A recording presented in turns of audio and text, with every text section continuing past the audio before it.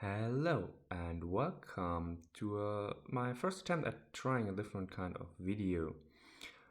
This time I wanted to try a little tactical thinking about how to defeat the Colossus and later also show you show you my attempt at executing the tactical thinking. So let's start with having a look at the Colossus. As I have noticed from the Discord, there are many people who are, once this creature is summoned, struggle to defeat it.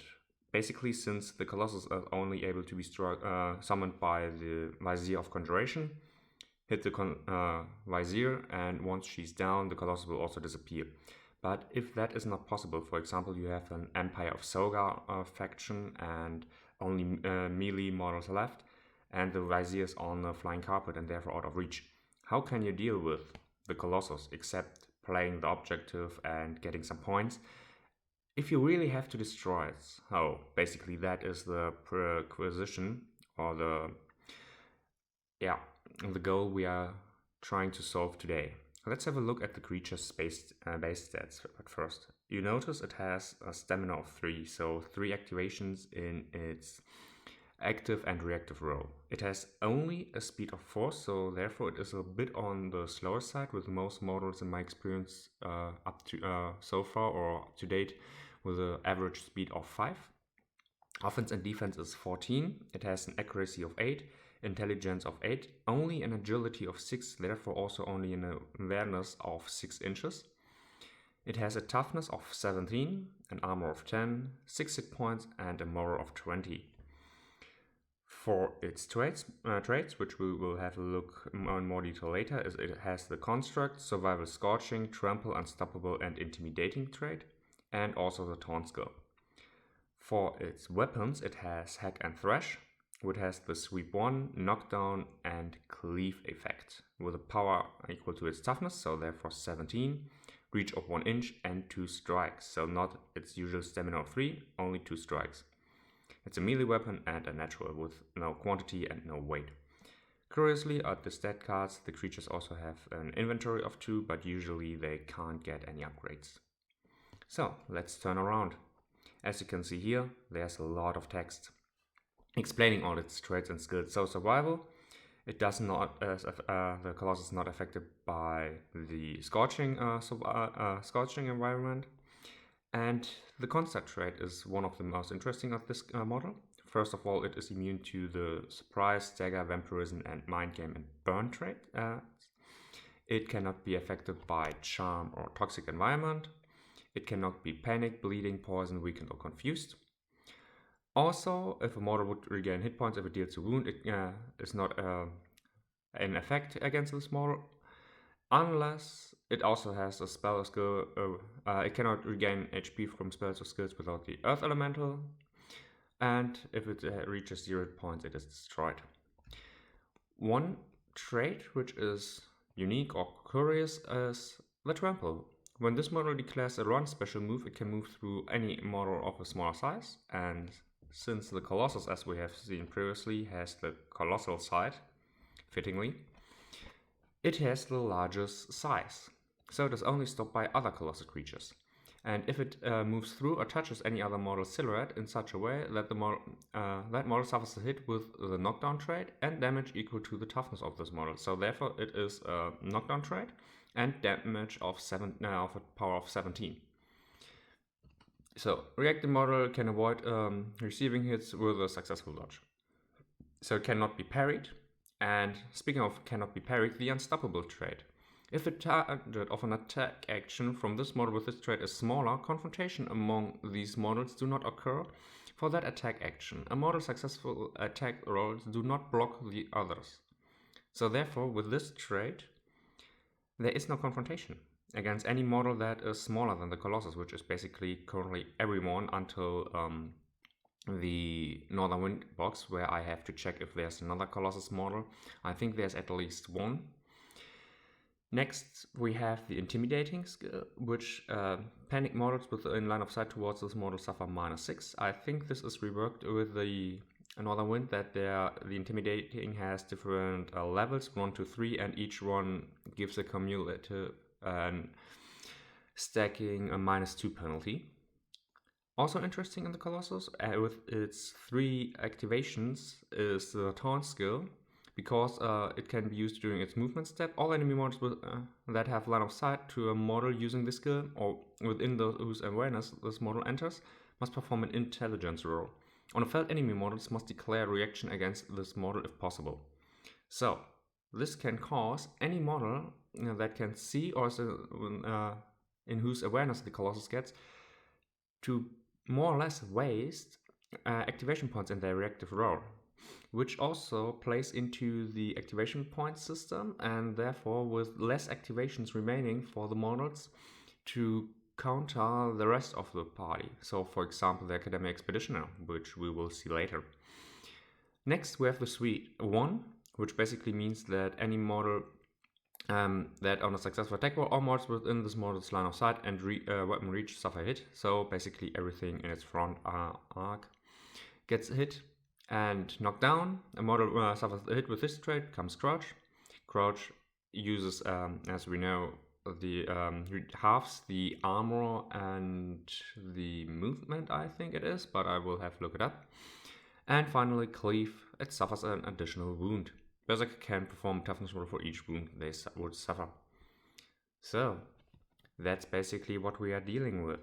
How do I calculate the party against this? I just looked at its tier value of 4, and since the Oni faction has the Oni Pariah, who's also a tier 4 opponent if I remember correctly, I just used its point value of 14. So, with all of this set, I put it against a party of also 40 points. First of all, we will see the Academy Expeditioner. And next we will see maybe the most competent monster slayers so far in the game. The Slayer Dragoon on Lupus Rex, both without any equipment, because they are together a total of 40 points. So, why the Slayer Dragoon? The Slayer Dragoon has the advantage Large, Huge and Colossus, so this allows it to reroll and die, and she has the Assassination 1 skill, which gives +6 power, and as we have seen in other games, with a power of 12, +2 for the Lupus Rex, we are at 14, Assassination 1, 20, and power 3 for Slayer Lance, she has a total power of 23. Which can be because of her assassin class. She with a 1, 2 or 3, natural 1, 2 or 3 on her roll to hit. She gets critical hit and therefore ignores wounds. Also, it has the Cleave ability, therefore 2 wounds. Next, the Academy Expeditioner. Why is he in this party? He has the Art of Sorcery 3 together with the Affinity Elder, and this gives him the spell Soul Crush, which not only ignores armor but also has the stun quality, which allows him or gives him a chance to remove all remaining activation points from the Colossus. And now, giving you a look at the board, as you can see here, the terrain is from E-Raptors, and I thought it would be quite interesting to have a little village where nearly in the middle of it spawned the Colossus. And as fate would like to have it, the Academy Expeditioner and the Slayer Dragoon noticed it just in time and were here. So they run to the stable, get out the Lupus Rex, and are now ready to battle the Colossus. With all the set, since this is a custom-made scenario and there are no specific rules, I will just roll a d20 to see who will go first. 1 to 10 the Colossus, 11 to 20 the party. It's a 9, therefore the Colossus will get the first activation. The goal is to destroy the Colossus or die. So, with all this said, let me prepare the first turn and we will jump right into it. With the Colossus having the first turn, and not being forced to use the usual hostile cards I so far utilized, the Colossus will play it smart. With its first activation, it will already use its taunt ability, because, looking here, the Academy Expeditioner has a line of sight to it, and it will use just a run action to get 6 inches and 7, 8. Walks up to here. The Academy Expeditioner has to make an intelligence roll. He has intelligence of 14. And with a roll of 6, he's able to keep his activation. Next, the Colossus once again. Or let's just double check, because the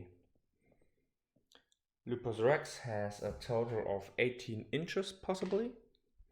And it has... No, it has not the climb ability. So, but it is able to just get over here. And with this, it would so far reach the Colossus. So the Colossus once again activates. It just moves back here. And with this, it will just finish its activation. Just to stay outside of reach of the Lupus Rex so far. And the Slayer Dragoon. I will immediately jump into the first one of the party.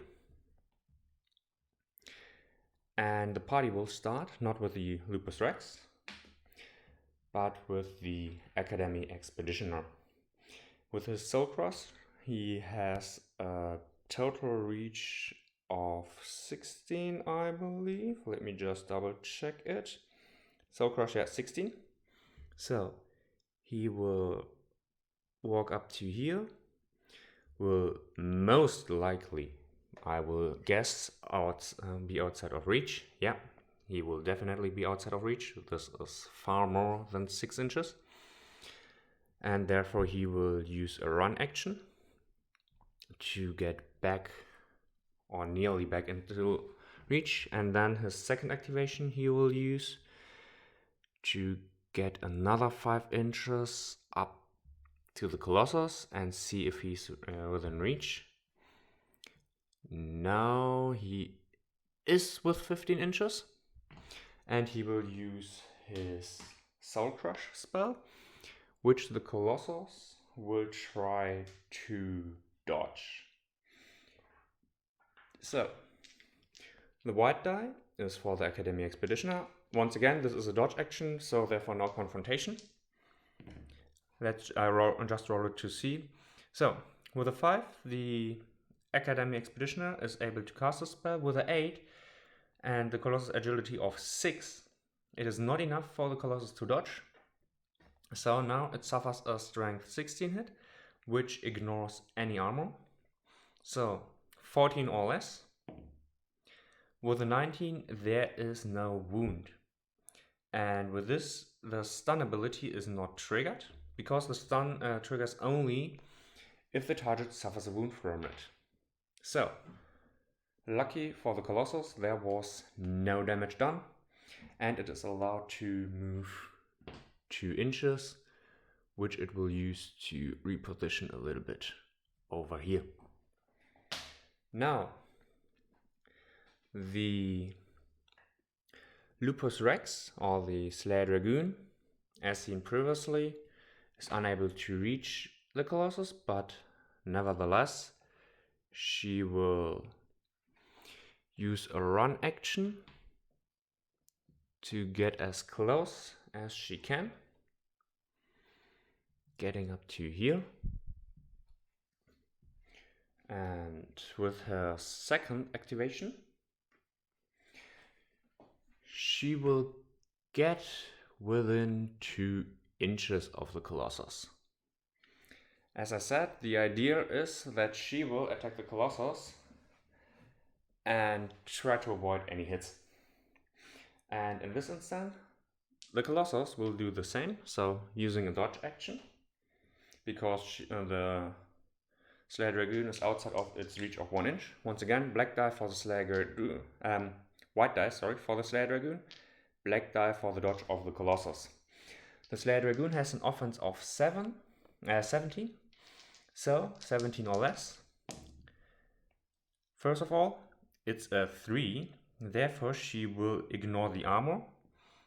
And with a 7, once again, the Colossus is unable to dodge it, and especially since this is a critical hit.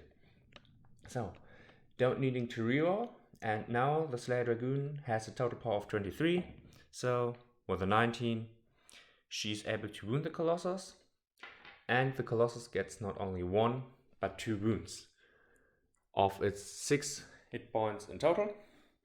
And now, since the Slayer Dragoon, the Colossus dodged, it is able to get into contact with the Slayer Dragoon. And now the Slayer Dragoon can use the Lupus Rex hit and retreat. It will not get into focus, which allows her to use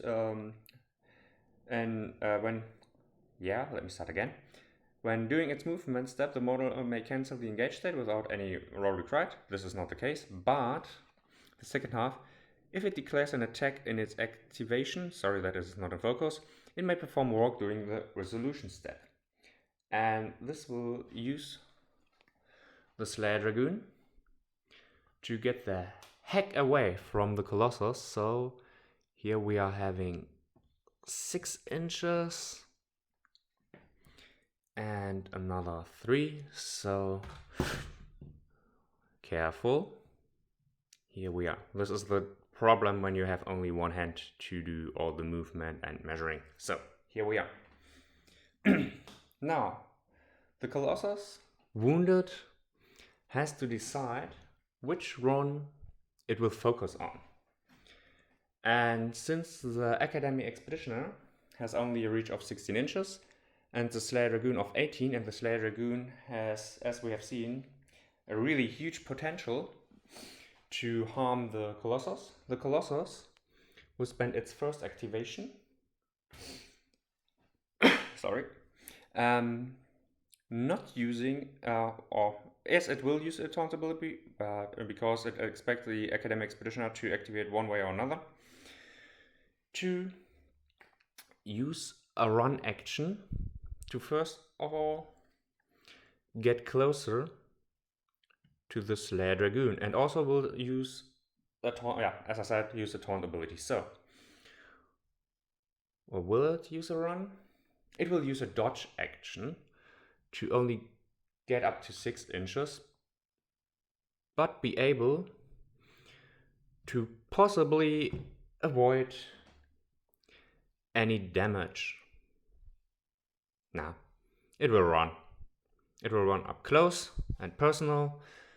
The Academic Expeditioner will try an attack of opportunity, and the Slayer Dragoon will also try an attack of opportunity. Beginning with the Academic Expeditioner. Once again, Soul Crush. With a 15, he failed to hit the Colossus because he needed a 14, and his sorcerer only allows him to reroll in his active roll. Next, the Slayer Dragoon, because within the 2 inches. Once again, she uses the defense, normally 8 plus 3 because of the Lupus Rex, therefore 11 or less. And it's a 5. With this, she's once again able to hit 23 as calculated before, but now minus the armor of 10, therefore she needs a 13 or less to wound the Colossus again. And she managed to do so. Here we are, having a 13. With this, the Colossus gets another 2 wounds. Down to 11. Down to 2 wounds. And now the Colossus will use its activation to... Will he make a special trample? Yeah, he will do a trample action. The Academy Expeditioner still has line of sight, as we can see here, more or less. Or maybe this perspective is better. Just having line of sight, so he will once again use the Soul Crush. And the Slayer Dragoon will use this time a dodge to not have to suffer the knockdown. Starting with the attack of opportunity. It's a 9, this time the Soul Crush hits, needing a 14 or less to wound. It's a 17, this time the Academy Expeditioner is not so good. Now, the Slayer Dragoon trying to dodge. With a 4, she is able to dodge and avoid the head. She has an agility of 12. Therefore, she will dodge 4.5 inch up to here, while the Colossus has a run of 8. And it will just go up to here. And now, while it is within 1 inch of the Slayer Dragoon, the Colossus will use its attack action in an attempt to destroy the Slayer Dragoon. The Slayer Dragoon is thinking, will she dodge? Or since because of the unstoppable there will be no confrontation, now she will she try to take the hit and destroy? Yeah, she will try to take. Now she will try to dodge. She has only a defense of 11 and a dodge of 12, therefore it makes more sense for her to try to dodge, while the Colossus will try to attack her with her offense of 14. So, once again, there is no confrontation. Let's see what the rolls do. The 2 would usually enough to dodge, but the Colossus rolled a 1 and a 15. The 1 is a natural crit, therefore this cannot be dodged, and the 15 misses anyway.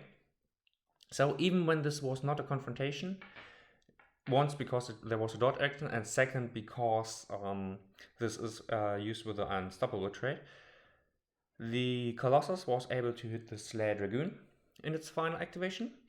And now power of 17 minus the reduced armor of 3, therefore 14 or less to wound. It's a 2, and with this the Slayer Dragoon gets 2 wounds. Luckily, because of the Lupus Rex, she has 3 wounds in total. Now, the Colossus is in its reactive role, while the Slayer Dragoon and the Academy Expeditioner are in their active role. And let's start with the Academy Expeditioner.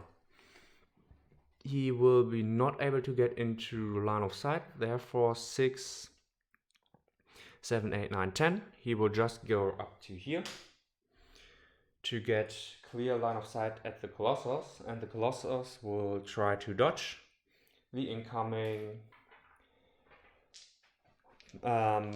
psychic shock, soul crush, sorry. So white die for the expeditioner, black die for the dodge roll. And the Academic Expeditioner rolled a 5, and the Colossus rolled a 3, so the Colossus would dodge, but as I said previously, the Academic Expeditioner has the Sorcerer class. Okay, he may only reroll 1 failed roll. So with this, he is stuck with his 5, and the Colossus managed to dodge, which it will use to get into contact or close up with the Slayer Dragoon. Now, the Slayer Dragoon, since she's in the movement, she is allowed to cancel the engage state and just move normally. She will retreat up to 2 inches and get the heck away from the Colossus reach to avoid a confrontation, staying within the 2 inches so that she is able to hit the Colossus. And with this, the Colossus will try to dodge to avoid getting destroyed. So, black die for the Colossus, white die for the Slayer Dragoon. The Colossus managed to dodge with a 6, exactly his agility roll, and a roll of 4 would usually hit, but it would be avoided because of the dodge. And here the advantage. Once per activation sequence, the model with this trait may reroll any number of die doing attack action against target. So with this, since here it does not say that it has to be any failed roll, she can reroll the die hoping to get a critical hit. And with a natural 20, that was a total fumble. But the Colossus once again gets into contact. And luckily, the Slayer Dragoon has a second activation. He will use the hit and retreat to cancel once more the engage state to get again out of reach of the Colossus, and we will just repeat the same process. Let's see if the Colossus is able to dodge. With a natural 20 it is unable to dodge, and the Slayer Dragoon hits with a 4. Now 23 minus armor 10, 13 or less, and the Colossus is destroyed. And with a natural 2, the Colossus once again is destroyed, because the Slayer Dragoon just managed to put 2 additional wounds on the Colossus, which totals to 6, and with this the Colossus is done. So, let me just clean up the board or the miniatures, and I'll see you for the after action report. So, after action report, what do I think about it? As expected, the Colossus is a beast if it hits. And also, as expected, the Slayer Dragoon is just a really great counter to the Colossus. She's only, in quotation marks, 22 points without any equipment, but with her reach, her mobility, her agility of 12, which is basically 60%, and as she was dodged successfully, she's able to play the Colossus. Also, her total power of 23 and the ability at the 1, 2, or 3 to ignore the armor of 10 of the Colossus, which is its main defense in addition to its 6 wounds. Yeah, this time with the 1 critical hit she scored and the lucky 2 wounds, she was really able to solo the Colossus and destroy it. The Academy Expeditioner sadly was unable to wound the Colossus, but normally he has also a 70% chance to wound. This time he didn't get it, but also with 16 inches reach, the Colossus would have to activate 3 times to just get to him and then knock him down, so he has at least 1 chance. Then he has 2 reaction. So basically, it's his active phase and he has his 2 activations, he has 2 chances to use his Soul Crush ability onto the Colossus, which will close up to, let's begin with 16 inches away, reducing to, because of the dodge, reducing it to 14, 2 inches away, again 14, so 14 inches difference, 12 inches, so he can use 4 times his Soul Crush ability at the Colossus before the Colossus reaches him. Let's say 3 times so that he can dodge, so potentially 3 wounds before the Colossus interacts. So within 2 turns, where this 18-point Academy Expeditioner focus on the Colossus, there is a chance to destroy the Colossus with it. Not including his stun potential, which just reduces the Colossus's remaining activation points. So, ideal situation. He uses his first Soul Crush in his active role. The Colossus fails the 18% chance to avoid the stun.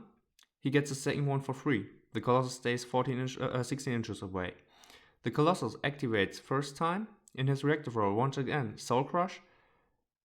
The Colossus fails to use his to manage his toughness roll, therefore using its remaining 2.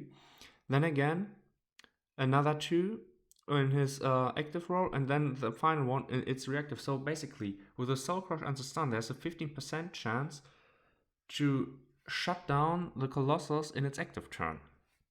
So it might be not the best, very risky, because as I said, 15% chance to fail its toughness roll for the stun. But he can also chip, most likely not seen in this game, on a constant pace, away some wounds. As I said, I expect the Slayer Dragoon to be the counter to the Colossus. But this is if you only have a Coalition of Thanian, or you are willing to include a mercenary or semi-neutral model. And as seen in my previous Let's Plays, the Slayer Dragoon on Lupus Rex is just a beast. And I think now, since I talk about it, I forgot the latest errata where the mounted model, if it dodges, it is not allowed to move away. But one way or another, I think this will not have impacted this game so much because the Colossus reached the Slayer Dragoon despite it. In its first activation, where it closed in, the Slayer Dragoon was far away, so it needed a second time to just move in and then attack. Good, the Slayer Dragoon dodged there, but then it moved again. Yeah, so I think in the end that I forgot this rule or this errata didn't matter so much. Yeah, Colossus, I think it's still a strong model because it has a really great supportive role with the taunts ability, its threat gives with its sweep. So if you stay too close, both models get hit. And yeah, it is really an intimidating piece. You have to play around it once it is on the field. But maybe it is because my lack of other opponents or other players that I am lacking this experience or this intimidating, but on paper and as far as I noticed it, the Colossus is not really such a threat. And personally, I think the Earth Elemental with its hurl ability, 16-inch reaches, its 4 activation points in its reactive role, and also the stagger ability, so basically stealing activation points. All this with an Earth Elemental on the field, I feel that you have a greater board control because the Earth Elemental itself with its hull is such a threat. It has a regeneration ability, which in my experience with the games, you cause the Earth Elemental to stay far longer on the game than the Colossus. Here, this instant, for example, the Earth Elemental would have regenerated 2 wounds. So it would basically have 2 additional wounds, but yeah. I diverging. So Colossus, I think it's a strong piece, but not so much for the offense, but more for its utility and intimidation factor. So, do you agree with it? If not, or if you agree, and if you have general thoughts about the Colossus, please write it down in the comments. I want to get a little bit more interaction, and also I would be curious if you would like to see more tactical thoughts of mine about a different unit. And one final note, as you can see, this is the limited edition Colossus I was lucky to get from an eBay haul. So yeah, very glad I have it. And still waiting for my Northern Winds campaign where the awesome creature is. So maybe I will have soon 2 Colossus. And with this, have a great day and bye.